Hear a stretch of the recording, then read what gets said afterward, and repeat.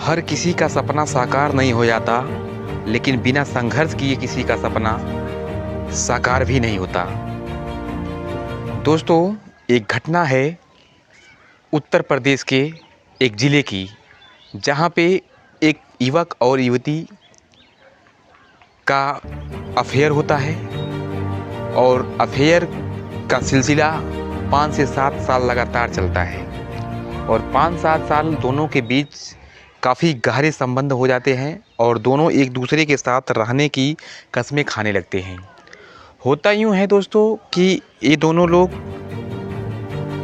Affair के साथ साथ अपनी पढ़ाई भी कर रहे होते हैं और तैयारी भी कर रहे होते हैं। कुछ दिन बीत जाने के बाद, 7 साल बीत जाने के बाद, और लड़की और लड़का के बीच में कुछ ऐसा विवाद उपज जाता है और विवाद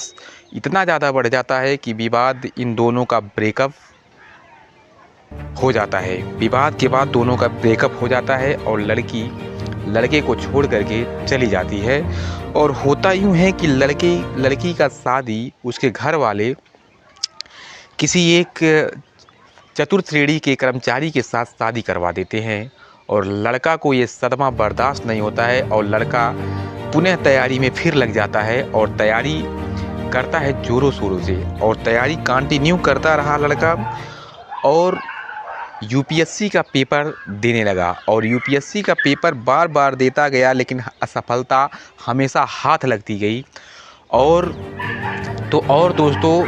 लड़का 20 बार एग्ज़ाम दिया लेकिन यूपीएससी का प्रीलिम्स नहीं निकला। सोच सकते हैं, लेकिन लड़का पेपर दे रहा था, लेकिन उसको अंदर ही अंदर ये जिद था कि मुझे क्वालिफाई करना है तो करना है। यानी एक पीसीएस रैंक का पेपर होता है और एक यूपीएससी, जिससे यूपीएससी का एग्ज़ाम देने के बाद लोग आईएएस आईपीएस बनते हैं और पीसीएस रैंक में वो आते हैं जैसे सीओ हो जाते हैं और एसडीएम हो जाते हैं। ये सब लोग आते हैं। तो 20 बार से अधिक जब ये पीसीएस श्रेणी का एग्ज़ाम देता है फिर भी प्रीलिम्स इसकी क्वालिफाई नहीं होता है, फिर भी अपने अंदर ये जिद बना लेता है कि मुझे क्वालिफाई करना है तो करना है। होता है यूँ, कारवां 21वीं बार जब ये बंदा पेपर देने के लिए जाता है, लड़का पेपर देने के लिए जाता है, तो प्रीलिम्स भी क्वालिफाई होता है 21वीं बार में और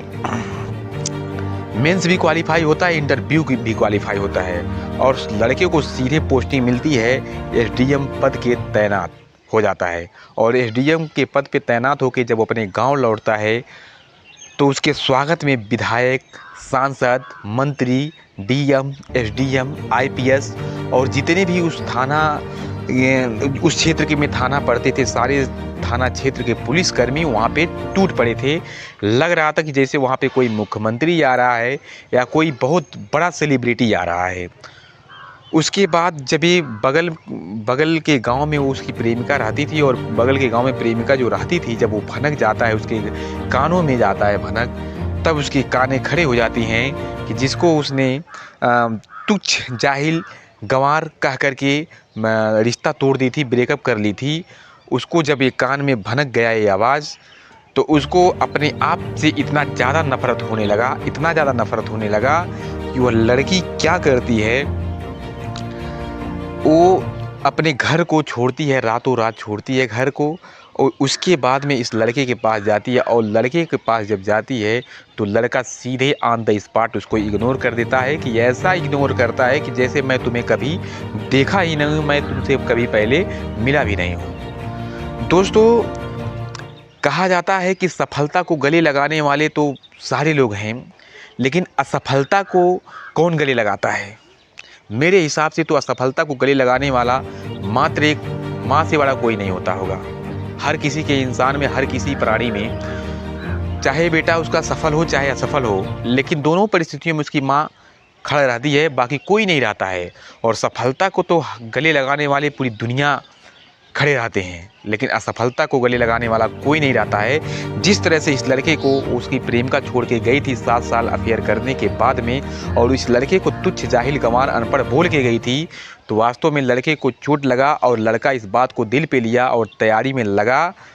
और तैयारी में लगने के बाद अपने आप को आखिर वो साबित कर दिया कि हम भी बहुत कुछ कर सकते हैं और खुद पे आ जाएं तो कुछ भी कर सकते हैं। तो दोस्तों, मेरा इस घटना को सुनाने का उद्देश्य ये है कि जो लोग किसी के दिल पे चोट मारते हैं, जो असफल लोगों की धज्जियाँ उड़ाते हैं, जो असफल लोगों को रिस्पेक्ट नहीं करते हैं, उनसे मैं हाथ जोड़ के विनम्र निवेदन करता हूँ कि इस तरह से आप लोग समाज में किसी के साथ अन्याय मत करिए, क्योंकि दर्द वही जान सकता है जो असफल होकर के पूरी ज़िंदगी घुट-घुट के अपनी ज़िंदगी को जी रहा है। वही दर्द जान सकता है कि असफलता का दर्द होता क्या है। और जो तैयारी कभी करी नहीं, जो संघर्ष कोई कभी करी नहीं, वो असफलता का दर्द क्या बयां कर सकता है। तो दर्द वही बयां कर सकता है जो असफल व्यक्ति होकर के भी अपनी ज़िंदगी जीने के लिए मजबूर है। दोस्तों,